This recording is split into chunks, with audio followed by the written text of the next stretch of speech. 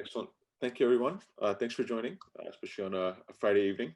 Jaap Jan Verboom is the founder and CEO of Truvalu, under the NGO that you're working with, called Agribusiness Booster. Could you tell us a little bit about that, the story of that particular program?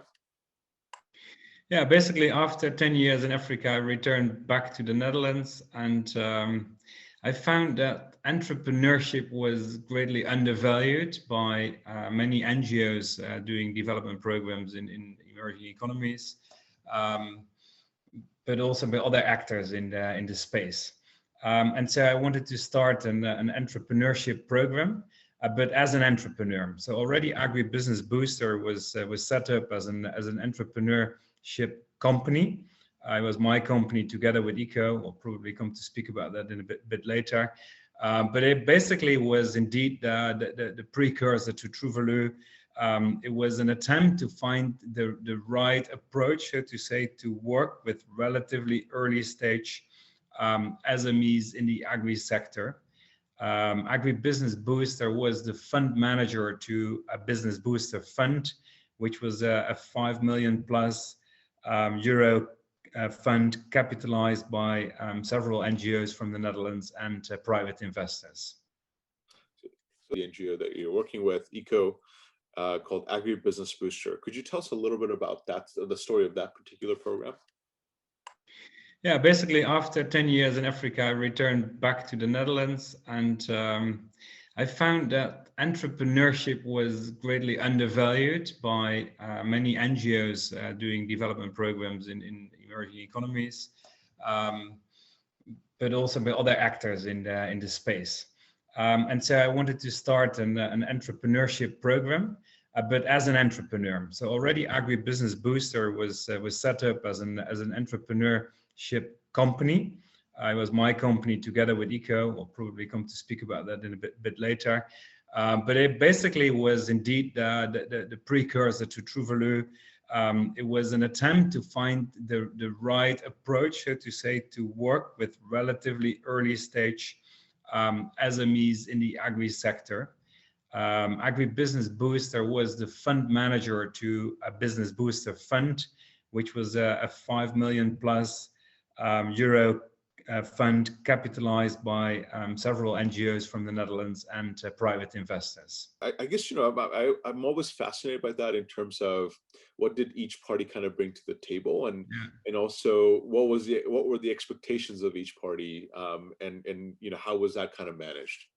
Yeah, it was a fascinating pilot, if you like, because I really, as I said, I really believed in the importance of entrepreneurship, and personally, I think if you really want to work with entrepreneurs, you have to be an entrepreneur yourself.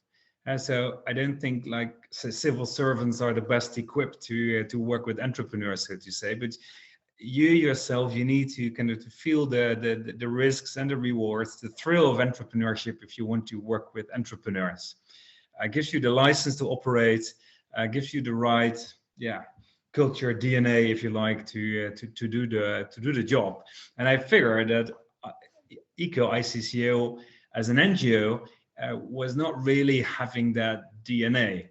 And at the same time, they have a large reach, a long-standing credibility, also in the various economies where we wanted to work. So it would also have been a waste to kind of just all throw that away and start all over again. And by then, ICCO Eco had a very entrepreneurial board. At least one of the two board members had a background also in entrepreneurship. So indeed, I stepped to my employer. I said, I'm quitting the job, but I'm starting a new company, and you may be my joint venture partner if you want to. And so that was quite a nice step, so to say. And they accepted it because basically the pilot was to see if we could kind of marry the two things, the power of entrepreneurship, which I would bring to the table, with the reach and the depth, so to say, of a larger international NGO. So what they would bring to the table is that their experience, their presence in the various countries. I would bring the entrepreneurship, no money involved. So it was not so that ECO was kind of subsidizing the program. No, from the beginning, it was run through a kind of viable business model.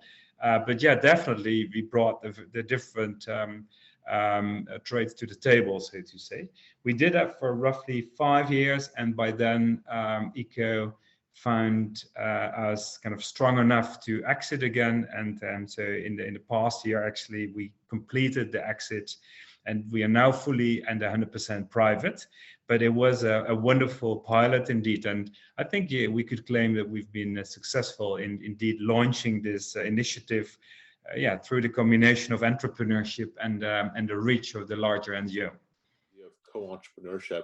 Could you, maybe walk us through some of these elements, and how do you, both as agribusiness booster and before and now as Truvalu, how do you work with entrepreneurs?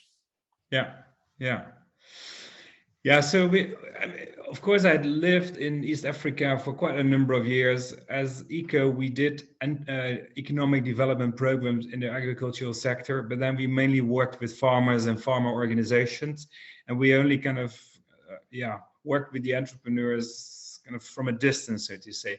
But what I noticed is that many relatively early stage SMEs basically don't only need money, but they need more than that. They need hand-holding and business development support, so to say, some strategic coaching, access to knowledge, to markets, to technology, and etc. So when designing, first of all, Agribusiness Booster and then later Truvalu, we wanted not to be a pure investment company, because we felt money alone was not enough. We didn't want to be an accelerator either, because they have their limitations as well. We certainly didn't want to be a consultant, but we kind of brought it all together into basically a co-entrepreneur. So what we do now, and that has proven to be a very powerful concept, is that we take equity in a local company. So we capitalize the company. And there's quite some skin in the game. It's kind of high risk capital. It's from my balance sheet, so to say. So if we lose it, I'm in trouble. But then we combine that equity stake with a strategic board seat. So we're very close to the entrepreneur. We sit on the kitchen table, so to say, and we really strategize together. And we add to that always a team of people that do business development support, so that we know that we build the company from within.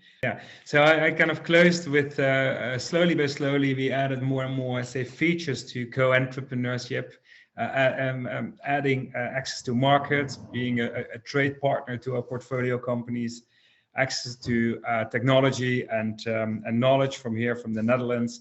And so in the end, I think you could say we are not an impact investment company as such. We are a co-entrepreneur, an impact co-entrepreneur, so to say, basically doing everything an entrepreneur will do to grow the company, but now alongside the entrepreneur owner of the company.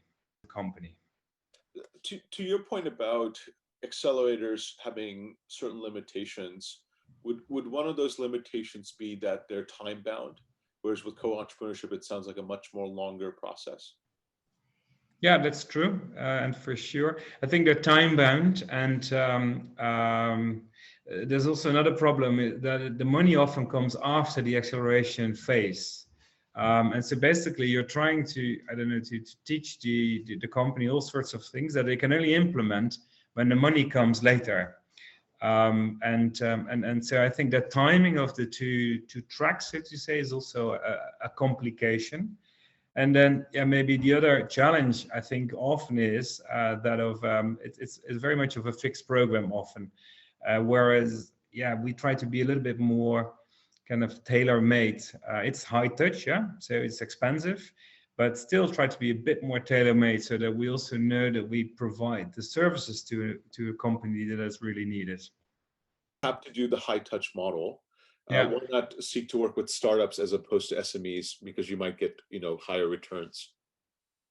I mean, we are not purely working with startups, although every now and then we onboard a startup in the portfolio as well, but we are still working with relatively early stage companies, and meaning that there is still quite an S curve, so to say, just ahead of them, and otherwise we wouldn't do it.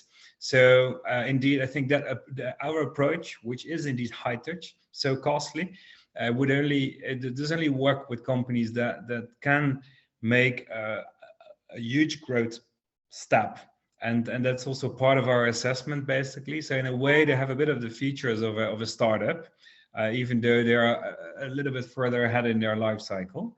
And we believe we can help them through the S-curve, so to say. It could be their first ever, it could also be their second S-curve. Maybe they've been in business for quite a while, and we think we can help you pivot to another market, or we can help you expand to another geography or whatsoever. And another kind of serious S-curve is there ahead of the company, and that's why we on board.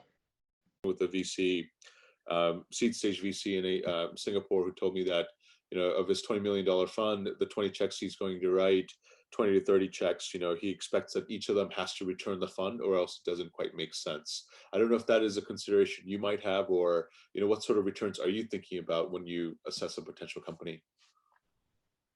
Yeah, serious as well. I think you somewhere in the announcement you talked about tripling the value of the company, which is basically good for the entrepreneur, but then also good for us. And so on a kind of on an internal rate of return basis, so to say, we talk about 20 plus. Otherwise, it will not make sense indeed. Yeah. So in that sense, you have to be very careful in what company you onboard. And for that we have kind of a quite an elaborated pre-investment process, so to say, so that we also know for sure that no, not for sure, you cannot know for sure, but so that at least we try to increase the chances of working with the right companies.